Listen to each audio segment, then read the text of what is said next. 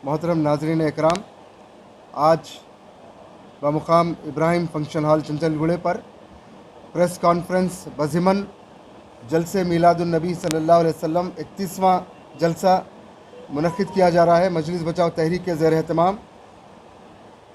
और इस जलसे को चंचलगुड़ा जूनियर कॉलेज पर मुनक़्क़िद किया जाने वाला है। 15 अक्टूबर बरोज़ हफ्ता बाद नमाज इशा इंशाअल्लाह ताला इस जलसे का आगाज़ होगा। और इस अज़ीमुश्शान फ़क़ीदुल मिसाल हिंदुस्तान के जो है एक बहुत बड़े अजीम जलसों में शुमार होता है मजलिस बचाओ तहरीक के ये जलसा। और ये जो 31वां जलसा मनाया जा रहा है, जिसकी सदारत निगरानी अली जनाब मजीदुल्लाह खान फ़रद साहब इंजीनियर सदर मजलिस बचाओ तहरीक फरमाएंगे।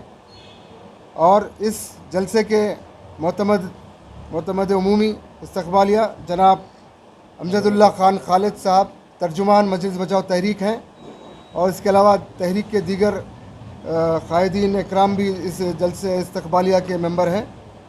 और इंशाअल्लाह ताला बरोज़ हफ्ता 15 अक्टूबर को इस जलसे से जो है हिंदुस्तान के मुख्तलिफ़ स्कॉलर्स दानिश्वरान इस्लाम मिल्लत इस्लामिया जो है खिताब करने की सादत हासिल करेंगे। बिलखुसूस एमिनेंट जो स्कॉलर हैं हज़रत अल्लामा सैयद सैफुद्दीन अज़दाक़ चिश्ती साहब मिसबा डायरेक्टर ऑल इंडिया तहरीक पैगाम इस्लाम जमशेदपुर झारखंड से तशरीफ़ लाने वाले हैं। इसके अलावा मुफ्ती हज़रत मौलाना हाफिज़ क़ारी मुफ्ती ग़ुलाम दस्तगीर क़ुरैशी साहब जनरल सेक्रेटरी।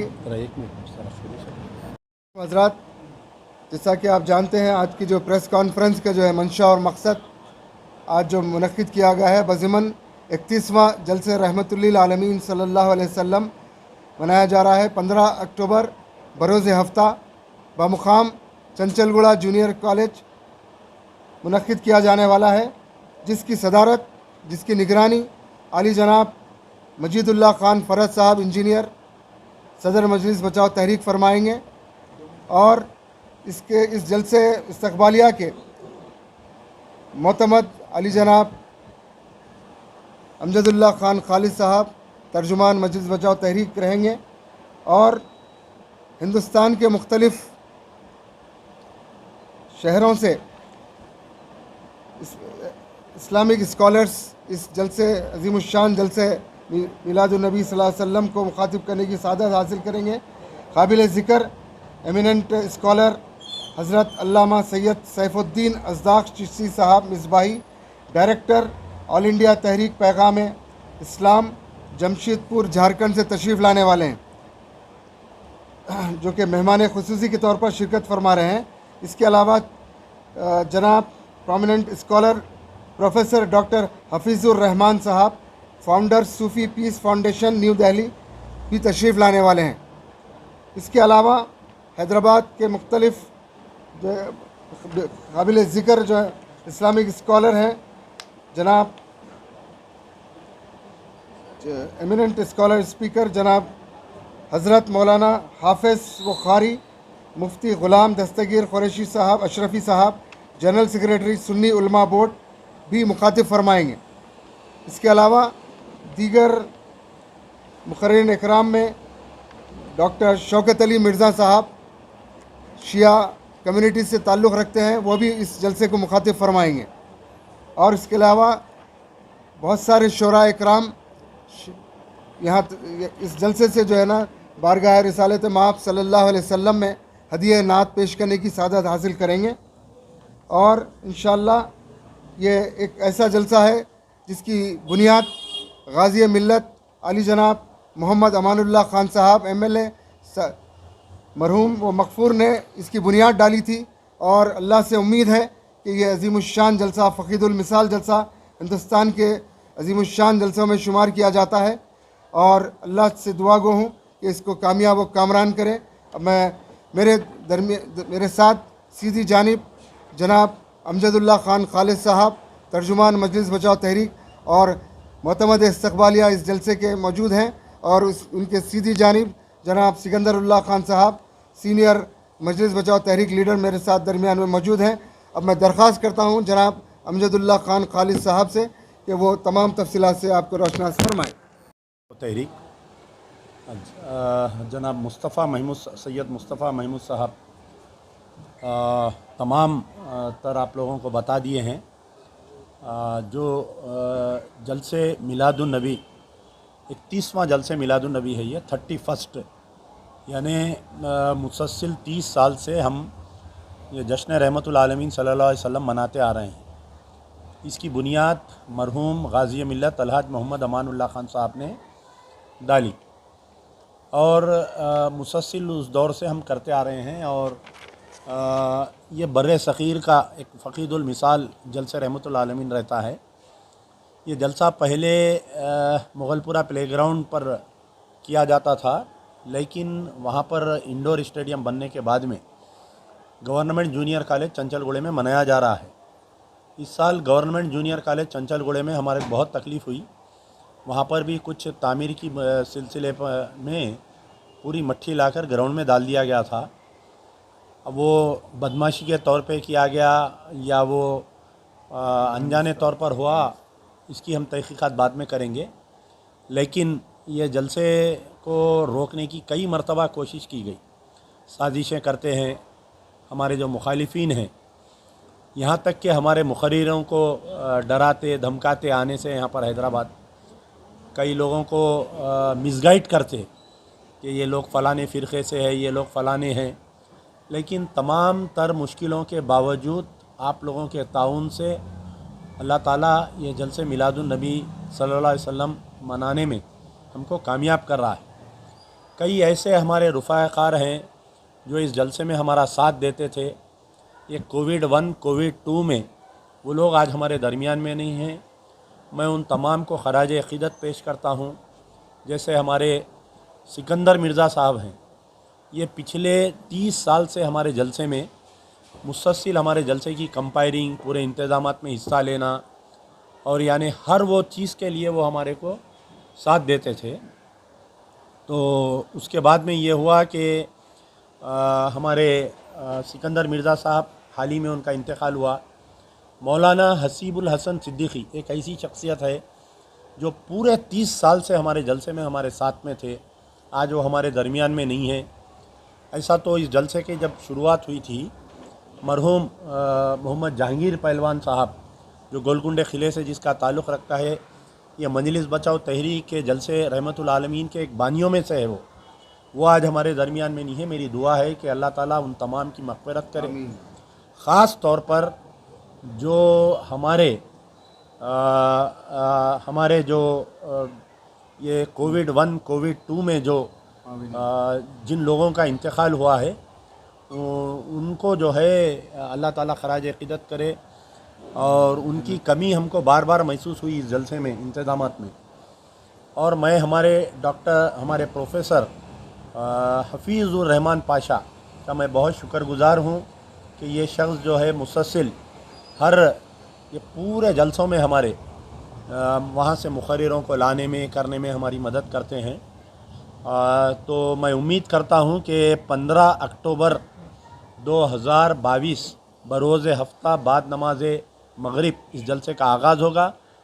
आप तमाम लोग शिरकत करिए, जितने भी लोग आ रहे। ये जलसा करने का मकसद ये है कि मरहूम सदर गाज़ी मिल्लत अलहाज मोहम्मद अमानुल्लाह खान साहब जब बक़ैद हयात थे तो कई लोगों पूछते थे कि भाई ये जलसा करने का मकसद क्या है। तो आपने फरमाया कि सरकार दो आलम सल्लल्लाहु अलैहि वसल्लम की सीरत को अग़यार तक पहुँचाना, और जो गलत फ़हमियाँ पैदा हो गए हैं हमें, ख़ास तौर पर आजकल के दौर में जो फ़िरक़ा परस्ती का दौर चल रहा है, तो उस फ़िरक़ा परस्ती के दौर में जो है मिशन ऑफ पीस, हमारे नबी सल्लल्लाहु अलैहि वसल्लम ये बर्रे सग़ीर के नबी हैं, ये पूरे आलम के नबी हैं ये। तो तमाम फ़िरक़े तमाम मज़ाहिब के लोग इनको मानते हैं। और अगर दुनिया में अगर कोई किसी को आप पीस एम्बेसडर के नाम से अगर बोल सकते हैं, तो वो सबसे ज़्यादा जो है प्यारे नबी सल्लल्लाहु अलैहि वसल्लम के साथ ये वर्ड सूट होता है। तो लेकिन मुखालिफिन इस्लाम, मुखालिफिन ये लोग जो है मुसलसल बार बार जो है मुसलमानों को बदनाम करने की कोशिश, चंद वोटों के लिए, चंद सीटों के लिए, एमएलए एमपी सीटों के लिए आज पूरे हिंदुस्तान का माहौल ख़राब कर दिया गया। ना सिर्फ पूरे हिंदुस्तान का माहौल ख़राब कर दिया गया है, बल्कि आने वाली नस्लों के जहनों को ख़राब कर दिया गया है। कल तक ये होता था फ़िसादात के ज़रिए मुसलमानों की ज़मीन व जायदाद को तबाह किया जाता था, फ़िसादात के ज़रिए हमारा क़त्ल-ए-आम किया जाता था, हमारी नौनिहाल बच्चियों के ज़िना किया जाता था, रेप किया जाता था। लेकिन आजकल की जो फ़ाशिस्ट तंजीमें हैं, जो ताकतें हैं, ये आने वाली नस्ल के जहनों को ख़राब कर दे रहे हैं। छोटे छोटे बच्चों के जहनों में हिंदू मुस्लिम ला दिया गया है, फ़िरक़ा परस्ती ला दिया गया है।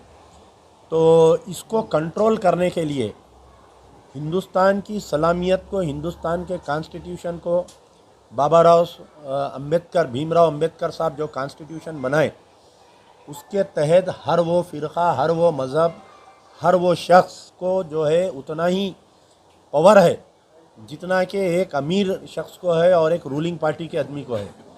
लेकिन यहाँ पर ये देखा जा रहा है कि जिसकी लाठी उसकी भैंस चल रहा है हिंदुस्तान में, जिसकी लाठी उसकी भैंस। कल तक जो है लोग बोलते थे कि जुडिशरी, सहाफ़त, आर्मी ये आज़ाद काम करते हैं, लेकिन कुछ दिनों से ऐसा महसूस हो रहा है कि कहीं ना कहीं फ़िरक़ा परस्ती इन पर भी हावी होते जा रही है। या तो ये फ़िरक़ा परस्ती के चंगल में आ गए, या फ़िरक़ा परस्त जहन के लोग इसमें दाखिल होकर जो है हिंदुस्तान के सेकुलरिज़म को कर रहे हैं। तो ये जलसे से हम जो है ख़ास तौर पर हम अगियार में ये मैसेज देना चाहते हैं, और मजलिस बचाओ तहरीक वाहिद जमात है जो गैर मुस्लिम स्पीकर्स को भी हम मदऊ करते हैं और गैर मुस्लिम लोगों को भी हम इसमें बुलाकर जो है इस जलसे में बिठाते हैं, ताकि तेलंगाना की गंगा जमनी तहज़ीब और हिंदुस्तान की सेकुलरिज़म को ज़िंदा रखने के लिए एक ग्रेट मैसेज देने के लिए ये जलसे का इंतज़ाम किया जाता है।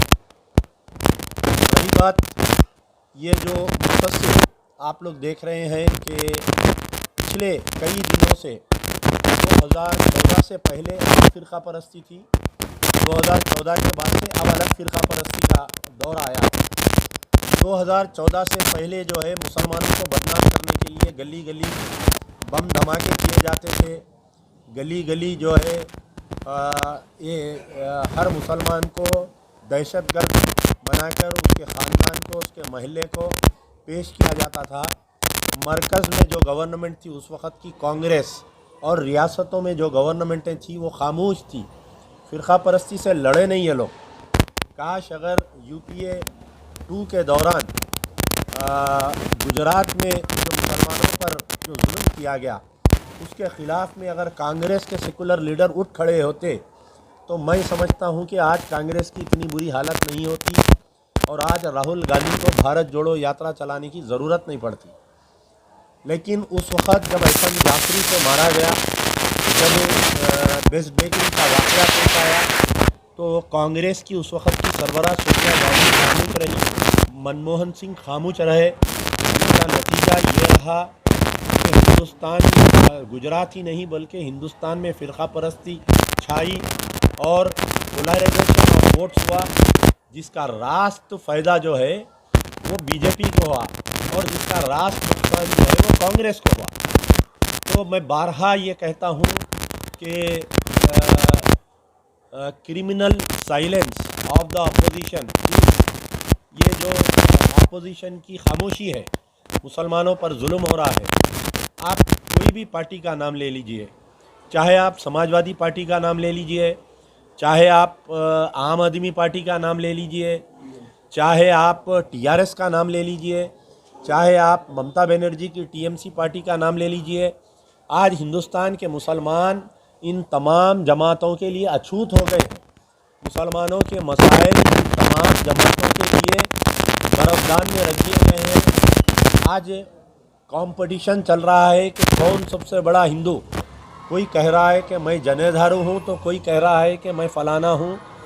सबसे बड़ा हिंदू कौन है, इसके ऊपर कंपटीशन चल रहा है और आने वाला 2023 का इलेक्शन भी इसी उन्वान पर जा रहा है। तो जो गलती कांग्रेस ने की आज वही सेकुलर पार्टियां कर रही हैं। तो आप देखिए समाजवादी पार्टी का अगर आप इशू लेंगे, समाजवादी पार्टी का जब आप इशू लेंगे तो आज़म खान तकरीबन 3 साल में जेल में रहे, तो अखिलेश यादव एक मर्तबा भी उनसे मिलने नहीं गए, उनका जो है एक मर्तबा भी बयान नहीं दिए उसके ख़िलाफ़ में। अखिलेश यादव के दौर में कई जुडिशल कस्टडी में मुस्लिम बच्चों को मारा गया, कई लोगों को मारा गया। आप जब तृणमूल कांग्रेस की बात करेंगे तो आप देखिए वहाँ पर फिसादात के ज़रिए कई मुसलमानों के जायदादों को तबाह किया जा रहा है। वहाँ पर ममता बनर्जी वहाँ पर है। आप जब देखें तो पता चलेगा आम आदमी पार्टी अरविंद केजरीवाल यकीनन बहुत अच्छे एडमिनिस्ट्रेटर है, मेडिकल फील्ड में, एजुकेशन फील्ड में आप जब अच्छा काम कर रहे हैं, फ़िरका परस्ती के मामले में बहुत खामोश है। हालिया आप देखिए जो दिल्ली राइट्स हुए थे उस पर भी खामोश रहे पूरी आम आदमी पार्टी। एक अरविंद केजरीवाल या एक मनीष सिसोदिया की बात नहीं कर रहा हूँ मैं, बल्कि आप देखें तो पता चलेगा अमानतुल्लाह जब जेल में गिरफ्तार हुए तो समाजवादी पार्टी से कोई ऐसी बड़ी एहतजाजी प्रोग्राम या बयान नहीं दिया गया।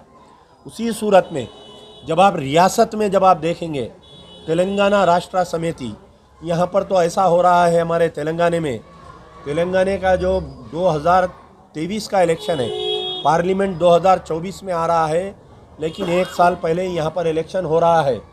सारी बीजेपी, सारी फ़िरका परस्त ताकतें यहाँ पर जो है कई दिन से काम कर रही थी, लेकिन केसीआर साहब अपने पैलेस में सो रहे थे। जैसा कि इंग्लिश में कहावत है कि the Nero was playing game, यानी डी नीरो सो रहा था, रोम जल रहा था, Rome was burning, the the Nero was sleeping.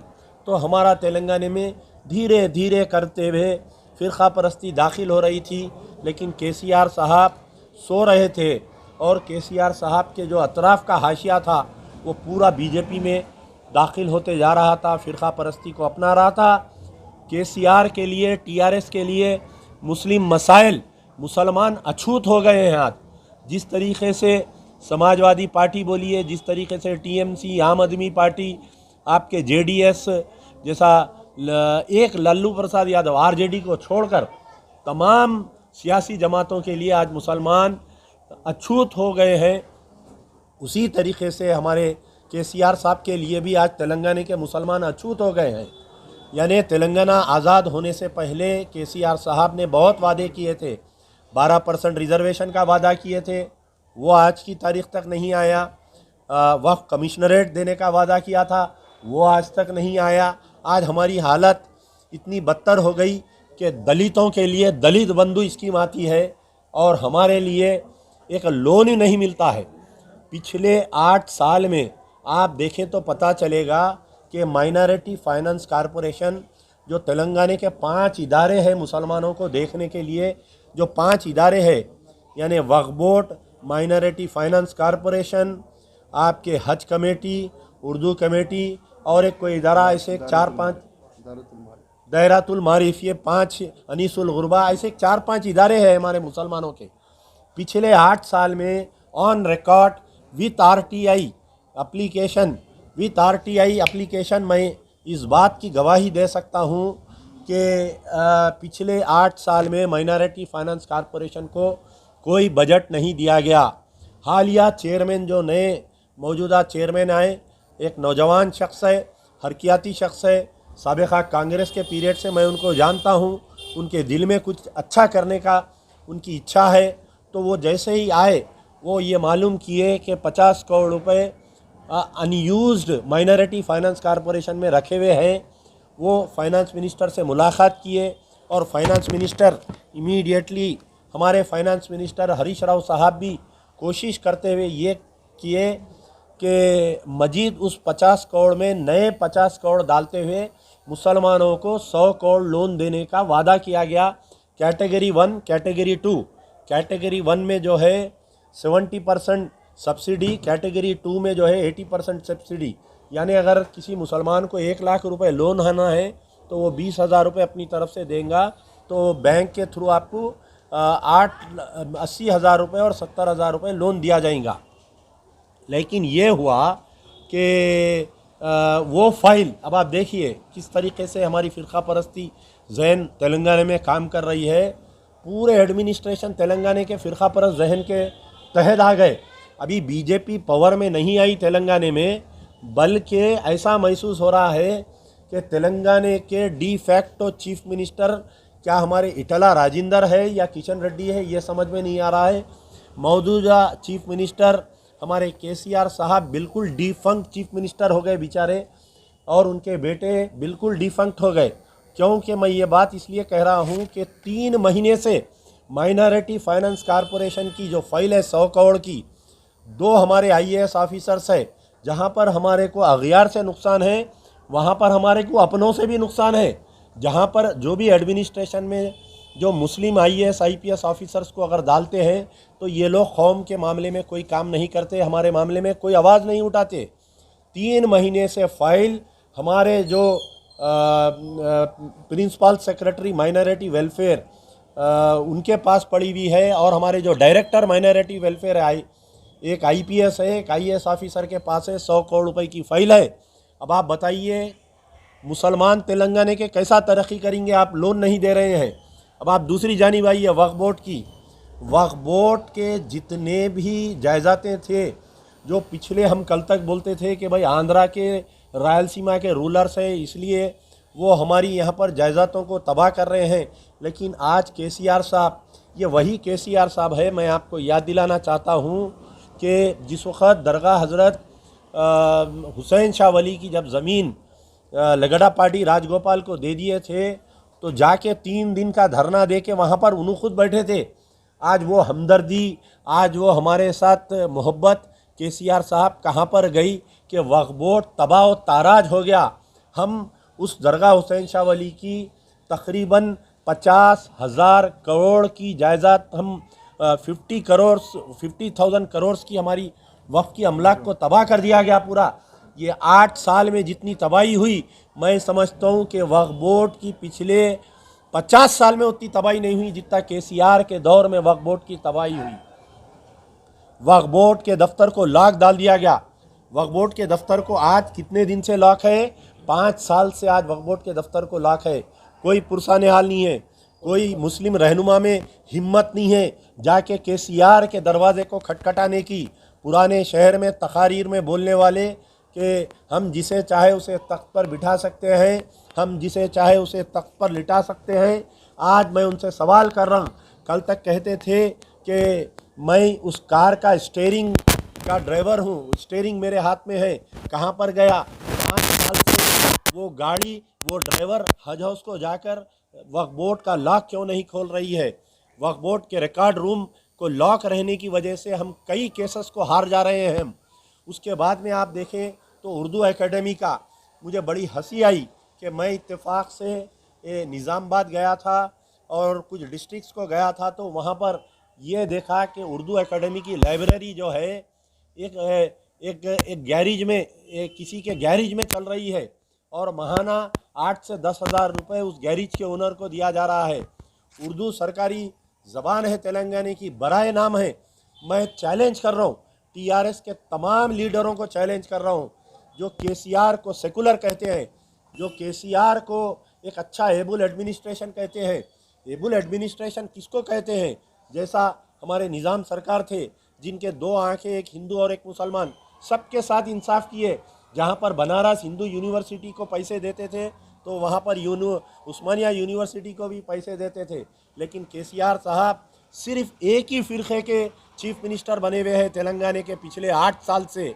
पिछले 8 साल से उर्दू एकेडमी की इतनी बुरी हालत है, इतनी बुरी हालत है कि उर्दू सहाफ़ी, उर्दू शुरा कराम आज दम तोड़ रही। ना तो उर्दू एकेडमी से उनको कोई एक्रीडेशन यानी कोई हेल्थ कार्ड दिया जा रहा है, ना कोई उनके लिए स्पेशल पैकेज दिया गया है। एक जानवर अगर इंस्टिंक्ट हो जाता, वो जानवर के स्पीसीज अगर ख़त्म हो रही दुनिया से, तो उस स्टेट के हुक्मरान या उस रियासत के हुक्मरान ये करते कि उस जानवर के प्रोडक्टिविटी को बढ़ाने की कोशिश करते।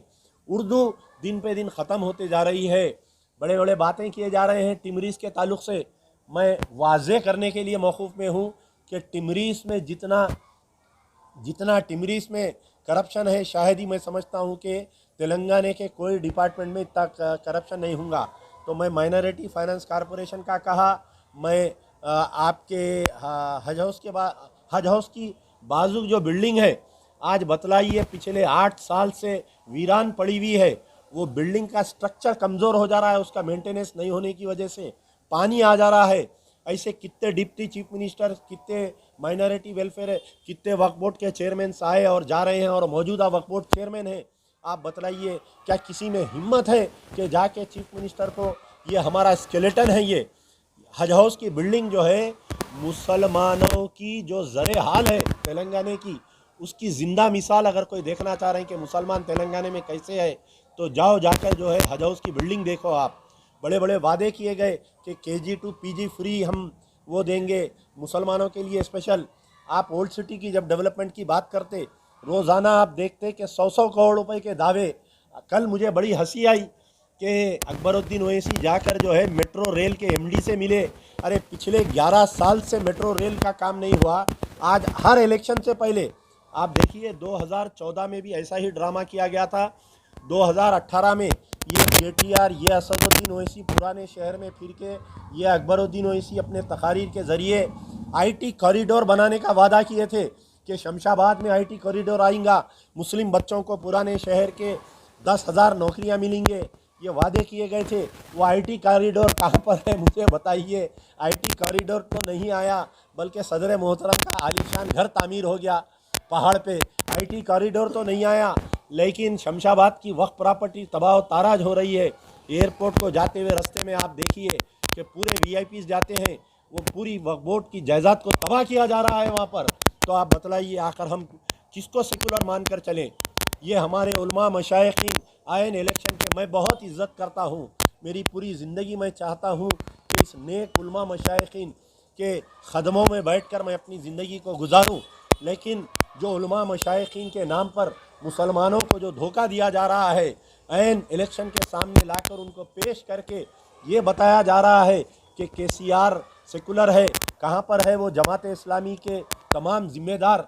आज बतलाइए कि हज हाउस की बिल्डिंग का कोई दौरा करते हैं क्या? बताइए, उर्दू सेकंड लैंग्वेज को मार दिया गया है। आप कोई पुलिस स्टेशन में जाइए, क्या उर्दू में बात करने वाला एक ऑफिसर मिलेंगे आपको? कोई इंस्पेक्टर से आप उर्दू में बात कर सकते? कोई SI से आप उर्दू में बात कर सकते? बताइए, आप कोई उर्दू में दरख्वास्त दे सकते? हैदराबाद कलेक्टर ऑफिस को जाइए, क्या उर्दू में आप दरख्वास्त दे सकते? तो ये आज तेलंगाना की इतनी बुरी हालत है। हम नहीं चाह रही कि तेलंगाना में फ़िरका परस्त ताकतें आएँ, हम नहीं चाह रही कि तेलंगाना में BJP दोबारा इक़्तिदार पर आए, लेकिन यहाँ पर कुछ ऐसा महसूस हो रहा है कि KCR, TRS और BJP की जो मैच फिक्सिंग चल रही है। अब जो मौजूदा BRS और, अरे आपसे घर नहीं सुधर रहा। आप जो है तेलंगाना में यहाँ पर के हालात, रोज़ाना शहर में मर्डर, रोज़ाना शहर में लॉ एंड ऑर्डर बद से बदतर हो गया। शहर में ट्रैफिक चालानात को ये हालत है कि हर आदमी ऑन रिकॉर्ड में ये चैलेंज कर सकता हूँ कि तेलंगाना के जितने लोग हैं हर हफ्ता जो है 1,000 रुपये का ट्रैफिक चालान दे रहे हैं। हैदराबाद की तो ये हालत है ट्रैफिक की, जुल्म की, कि लोग सुसाइड करने पर मजबूर हो जा रहे हैं ट्रैफिक चालानात की वजह से। साबिका कमिश्नर जो जुल्म किए हैं उसके ऊपर CBI इंक्वायरी होना चाहिए। ट्रैफिक चालानात के ऊपर जो कोविड के पीरियड पे निशानदही करके ख़ास तौर पर टोपी पहनने वालों को, दाढ़ी वालों को जो ट्रैफिक के चालानात का निशाना बनाया गया था, लोग भूल जा रहे हैं कि किस कदर कोविड के नाम पर हम तेलंगाना के मुसलमानों पर जुल्म हुआ ट्रैफिक के चालानात का, कि लोग भूल रहे हैं। आज मौजूदा बताइए आप, मैं एक छोटी सी मिसाल देता हूँ आपको कि ट्रैफिक चालानात की कैसी फ़िरका परस्ती चल रही है। खैरताबाद में एक नसर स्कूल है, गौर से सुनिए मेरी बात को। उस नसर स्कूल में वहाँ पर सुबह में पेरेंट्स जाते हैं और शाम में पेरेंट्स जाते हैं। हर स्कूल का एक मसला है कि आप जब स्कूल स्टार्ट होता है और स्कूल छूटते वक्त थोड़ी बहुत ट्रैफिक जैम होती है।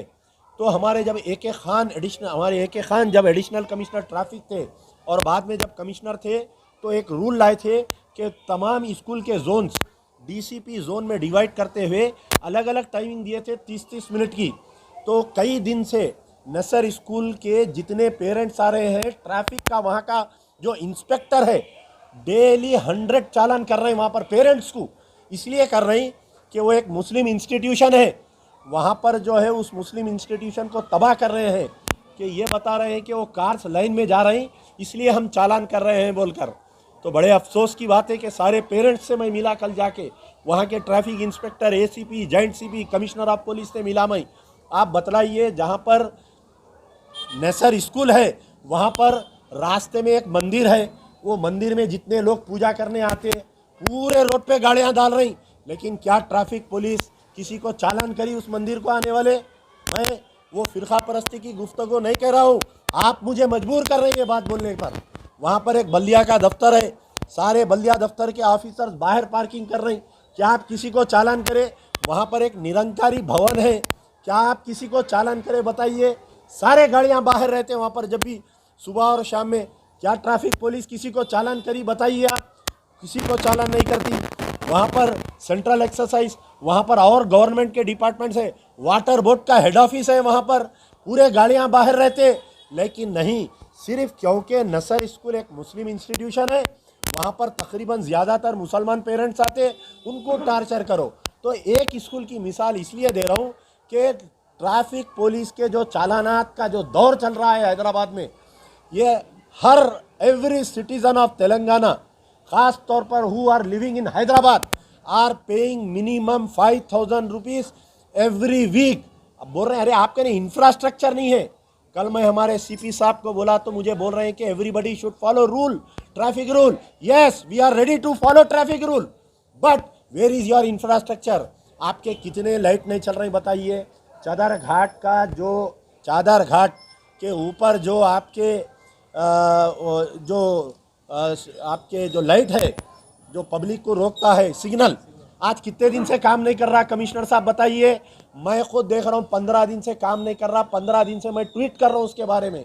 आप बताइए। आप कैमरास की बात करते हैं, हालिया एक पॉलिटिकल पार्टी का बैंड बाजा बाराती मादन्नापेट पुलिस स्टेशन और रैन बाजार पुलिस स्टेशन में कोविड पीरियड के दौरान में, कोविड पीरियड चल रहा अभी, अकबरुद्दीन ओवैसी 4 असेंबली कॉन्स्टिट्यूंसी में जुलूस निकाले, उसके ऊपर मैं एक RTI में डाला कि क्या यहाँ के कैमरास में रिकॉर्ड किया गया पुलिस के? तो हमारे मादन्नापेट के पुलिस के इंस्पेक्टर मुझे जवाब दिए कि हमारे कैमरास काम नहीं कर रहे हैं। तो चंचलगुड़ा जेल जो है एक सेंसिटिव एरिया है, वहाँ के कैमरास काम नहीं कर रहे हैं। रिसेंटली डबीरपुरे में एक बच्ची किडनैप हो गई, एक का रेप हुआ, तो मैं डबीरपुरा इंस्पेक्टर से और ACP से मालूमात किया तो बोले कि हमारे कैमरे काम नहीं कर रहे हैं। तो आपके कैमरों का जो ढंढोरा है कि हैदराबाद सिटी में पूरे कैमरे आ गए, 750 करोड़ से हम एक बड़ी बिल्डिंग बना दिए। अरे आप अपने आराम के लिए एयर कंडीशन बिल्डिंग बनाए, आवाम के लिए क्या सहूलत है? आप बताइए। कोई स्टॉप पे क्या जिब्रा क्रॉसिंग पे आपको वहाँ पर पट्टे दिखते? बताइए। कल मेरी खुद गाड़ी को एक चालान आया कि आप वाइट वो पट्टा क्रॉस करे। मैं आज सुबह में वहाँ की फ़ोटो मंगाया मौजमजाई मार्केट चौरस्ते पे, तो वहाँ पर वो वाइट पट्टा है ही नहीं।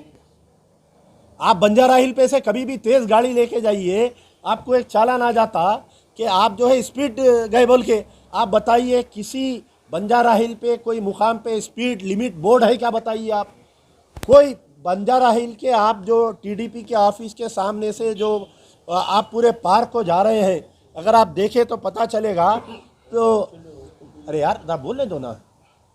तो आप जो है बंजारा हिल के जो TDP के ऑफिस है जुबली हिल रोड, आप अगर गाड़ी वहाँ से 30 की स्पीड से अबव गए तो आपको 1000 का चालान आ रहा वहाँ पर। मैं I am challenging the GHMC, I am challenging the city police. आप बताओ क्या वहाँ पर कोई बोर्ड है, स्पीड लिमिट बोर्ड है? कोई नहीं है। तो ट्रैफिक पुलिस, हैदराबाद पुलिस आवाम का खून चूस रही है, और मैं चैलेंज कर रहा हूँ, ये लिख लो, आज नोट कर लो, जिस तरीके से TDP के दौर में लाइट का जुल्म हुआ था, Hyderabad greater Hyderabad municipal corporation के 35 असेंबली कॉन्स्टिट्यूंसी में से TDP के एक भी कैंडिडेट की जमानत जब्त नहीं हुई। ये ट्रैफिक पुलिस के जुल्म से, जो कोविड में हम पे जुल्म किया गया था, अब जो मौजूदा हम पे जुल्म किया जा रहा है ट्रैफिक पुलिस का, वो जुल्म के बजाय उसका जो रद्द अमल होगा ट्रैफिक पुलिस का आने वाले इलेक्शन में ग्रेटर हैदराबाद म्युनिसिपल कॉरपोरेशन में एक भी टीआरएस का आदमी की जमानत नहीं बचने वाली है। केसीआर साहब लिख लो। केटीआर साहब हर मसले पर ट्वीट करते। मैं चैलेंज कर रहा हूँ मिस्टर केटीआर, पूरे 8 साल में एक मरतबा भी आप कोई मुस्लिम इश्यू पे ट्वीट करे क्या? बताओ। क्या वक्फ बोर्ड की कोई जायदाद कब्जा हो रही तो आप रुकाने के लिए ट्वीट करें क्या? बताओ। क्या आप जो है माइनॉरिटीज़ को लोन नहीं दिए गए तो आप क्या कोई ट्वीट करें क्या? बताए। 85 to 90% नॉन माइनॉरिटीज़ को दिए जा रहे हैं। अगर कोई बीमार है चीफ मिनिस्टर रिलीफ फंड के अंदर अगर दरखास्त डाल रहा तो उसको रिजेक्ट किए जा रहे हैं। अगर वो मुस्लिम नहीं है तो 15-15 लाख रुपए उसको दिए जा रहे हैं। मेरे पास पूरा आरटीआई से मैं रिकॉर्ड निकाल रहा हूं कि पिछले 8 साल में कितने मुस्लिम्स को सीएमआरएफ दिया गया और कितने नॉन मुस्लिम्स को। मैं फिरका परस्ती की बात नहीं कर रहा हूं, लेकिन केसीआर को बेनकाब करना मेरा काम है। ये पूरे अजला जाऊंगा मैं और हर मुकाम पर जो मुसलमानों के साथ नाइंसाफ़ी की जा रही है टीआरएस की, मैं अभी भी कह रहा हूं कि कुछ गया नहीं। आप वक्फ कमिश्नर रेट दीजिए। आप जहां पर एसटीज़ को 10% रिजर्वेशन दे रहे हैं, जहां पर आप दलित बंधु स्कीम दे रहे हैं, माइनॉरिटीज़ को क्यों नहीं दे रहे हैं? ये मेरा सवाल है। तो ये वादे थे, ये हिंदुस्तान के हालात है, ये तेलंगाना के हालात है। मुसलमानों को हाँ, आप देखिए पिछले कितने साल से राशन कार्ड बंद है, देना बोलिए आप। 2016 में आखिरी मर्तबा राशन कार्ड दिए गए। आज 2016 से लेके अभी तक सिर्फ खाली एप्लीकेशन आ ले रही है। सो राशन कार्ड जो 2016 तक जो रैंडम था, जैसा शहर में 36 लाख राशन कार्ड कुछ थे, आज जो मौजूदा डिपार्टमेंट है, जो भी कमिश्नर्स है, पूरे राशन कार्डों को कैंसिल कर दिए। वाइट राशन कार्ड को कैंसिल कर दिए, अंत्योदया कार्ड को कैंसिल कर दे रही, आरोग्यश्री कार्ड पे इलाज नहीं हो रहा, और आपके आसरा स्कीम बड़ा ढंढोरा पीट रहे हैं आसरा स्कीम का। हमारे असदुद्दीन ओवैसी साहब अपने डिस्ट्रिक्ट के मीटिंग्स में बोल रहे हैं कि आसरा के लिए अप्लाई करो, आसरा पेंशन के लिए आप लोग अप्लाई करो। अरे भाई, मेरे पास ऑन रिकॉर्ड है 5 साल पहले जो आसरा एप्लीकेशन, आसरा पेंशन के एप्लीकेशन लिए गए थे, आज की तारीख तक नहीं आए। हमारे हरीश राव साहब एक अच्छा ऐलान करे, बोले कि किडनी पेशेंट्स जो है उनको आसरा के तहत हम 3000 रुपये स्कीम देंगे, फ्री डायलिसिस देंगे। ये फ्री डायलिसिस स्कीम पुरानी है लेकिन रूबे अमल नहीं हो रही। आप उस्मानिया में जाओ, फ्री डायलिसिस नहीं होता। आप निज़ाम में जाओ, फ्री डायलिसिस नहीं हो रहा। आप जो है गांधी हॉस्पिटल में जाओ, फ्री डायलिसिस नहीं हो रहा। कई पेशेंट्स मर जा रहे हैं, डायलिसिस नहीं हो रहा बोल के। तो ये जो है आसरा पेंशन की स्कीम के जो ऐलानात हो रही, मेरे पास डेली लोग आ रहे हैं, ज़ईफ़ लोग। भाई अगर देखिए जैसा केसीआर साहब की नीयत साफ़ है तो डोर टू डोर आप इन्वेस्टिगेशन कराओ। डोर टू डोर भेज के अपने ऑफिसर्स को, ये घर में कौन ज़ईफ़ है, who is liable for widow pension, who is liable for age old woman pension, who is liable for handicap pension, ये डोर टू डोर सर्वे करा के आप देना स्टार्ट करो। लेकिन जी हाँ, वीआरओस का पोस्ट बर्खास्त कर दिए। आप कोई भी डिपार्टमेंट में जाइए, बल्दिया में पिछले 20 साल से पोस्टिंग नहीं हो रही, ऑन डेप्यूटेशन बुला रही पूरों को, या नहीं तो कॉन्ट्रैक्ट बेसिस पे बुला रही। आप कलेक्टरेट में आप वीआरओस का पोस्ट बर्खास्त कर दिया, आप कॉन्ट्रैक्ट बेसिस पे बुला सकते हैं, बुला के काम ले सकते हैं। लेकिन आपकी नीयत नहीं है ना साहब काम करने की, आपकी नीयत नहीं है। तो ये तमाम ये खोखला है पूरा। ये 8 साल का जो गोल्डन तेलंगाना है, ये खोखला तेलंगाना है। तो आप तमाम को हम आगाह कर रहे हैं आने वाले इलेक्शन के लिए, अगर कल के दिन फ़िरका परस्त ताकतें सर उठाएंगी, मुझे ऐसा महसूस हो रहा कि केसीआर साहब खुद तेलंगाना को गोल्डन प्लेट में रख के, गोल्डन थाली में रख के बीजेपी को इख्तिदार देना चाह रहे हैं, ऐसा दिख रहा मुझे। यार जिंदा सौदा।